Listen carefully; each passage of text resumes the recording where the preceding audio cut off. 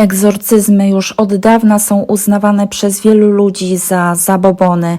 Nawet samo chrześcijaństwo ma różne poglądy na wyganianie złych duchów z ludzi i zwierząt, jednak istnieją prawdziwe dowody, które zaprzeczają zdrowemu rozsądkowi, a niektóre z nich wzbudzają przerażenie. Czy naprawdę demony mogą zawładnąć naszą duszą, czy mamy jedynie do czynienia z przejawem chorób psychicznych?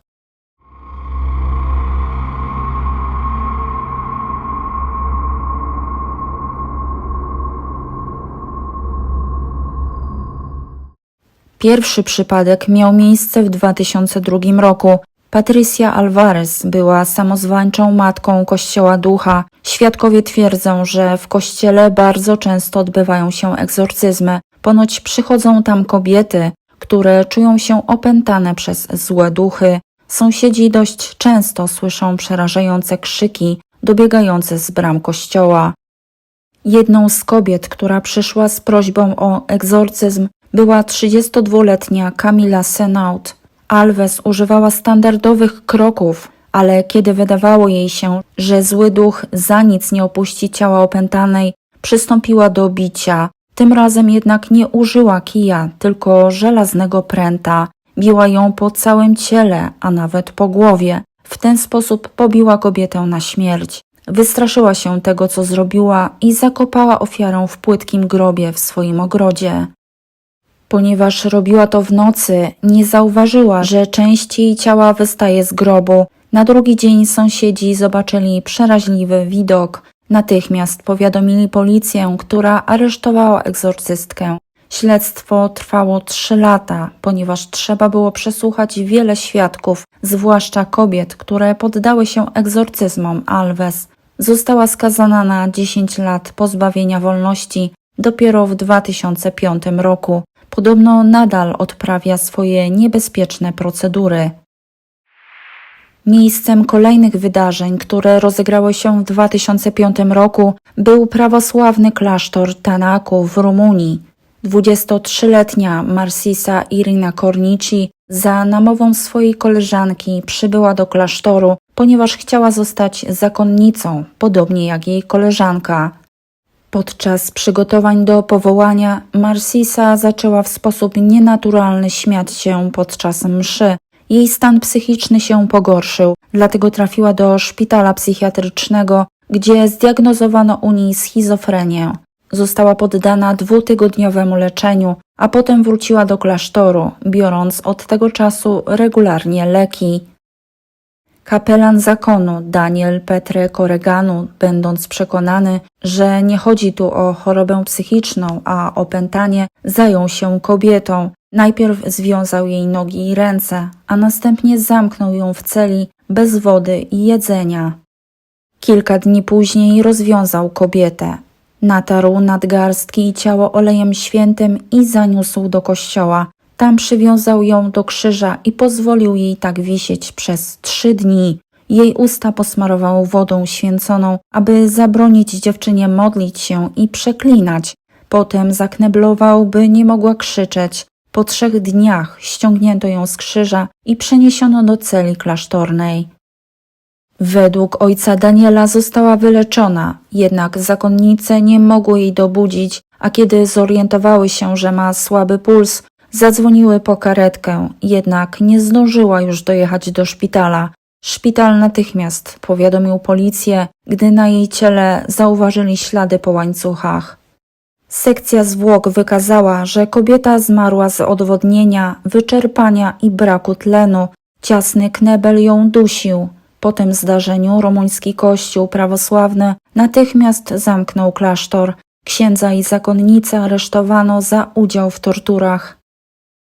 Ta tragiczna historia egzorcyzmów rozegrała się w 2008 roku w Wellington w Nowej Zelandii, a w 2016 roku nakręcono na jej podstawie film.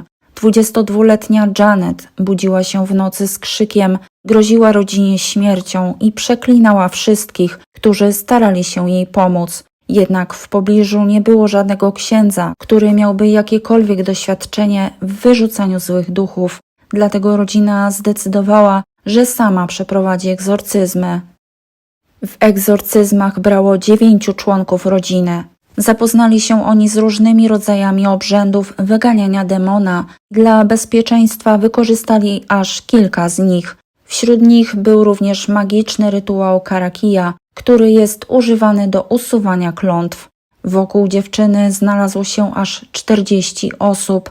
Gdy nic nie podziałało, rodzina postanowiła wypędzić demona wodą. Najpierw zamknęli ją w łazience, gdzie bez przerwy polewali dziewczynę zimną wodą. Świadkowie twierdzą, że ponoć torturowali ją tak aż przez 3 dni, w czasie których nikt nie wychodził z łazienki. Rytuału bowiem nie można było przerwać, dopóki diabeł nie opuści ciała Janet. Doszło do tego, że rodzina nic nie jadła, a nawet załatwiała się do pieluch i ręczników. Stan kobiety jednak się nie zmieniał. Przeniesiono ją do łóżka, gdzie kontynuowano swoje działania. Tym razem wodę nalano dziewczynie prosto do buzi. Ponoć rodzina próbowała najróżniejszych sposobów, o których tylko słyszała. Jeden z nich na przykład polegał na przykładaniu ust do oczu dziewczyny i próbie ich wyssania. Kiedy Janet krzyczała z bólu, wszyscy uważali, że był to przejaw broniącego się demona i bezustannie wlewali jej do ust wodę. Mimo iż wiedzieli, że przez tę wodę kobieta nie mogła oddychać, to i tak nadal kontynuowali w ten sposób wyganianie złego ducha. Ostatecznie oskarżono 9 członków rodziny, którzy wspólnie brali udział w obrzędach. Jednym z najbardziej udokumentowanych przypadków opętania jest historia Julii. Wydarzenia miały miejsce w 2008 roku. Kobieta miała za sobą bujną przeszłość w kręgach satanistycznych. Po tym, jak z tym skończyła, zaczęła odczuwać objawy opętania i leczyła się u doktora Gallaghera.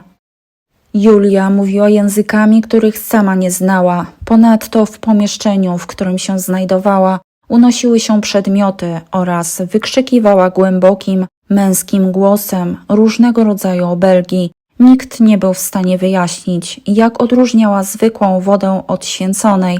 Kiedy kropiono ją święconą wodą, krzyczała z bólu. W końcu na własną prośbę poddała się 2 seansom egzorcystycznym. To, co się działo podczas egzorcyzmów, dla wszystkich zgromadzonych było istnym koszmarem. Temperatura w pomieszczeniu wyraźnie spadła, kobieta zaczęła wydawać dziwne dźwięki, podczas modlitw głośno warczała, wykrzykiwała obelgi w różnych językach. Głos mówił: zostaw ją, będziesz tego żałować. Księży wyzywał od idiotów, którzy skończą w piekle.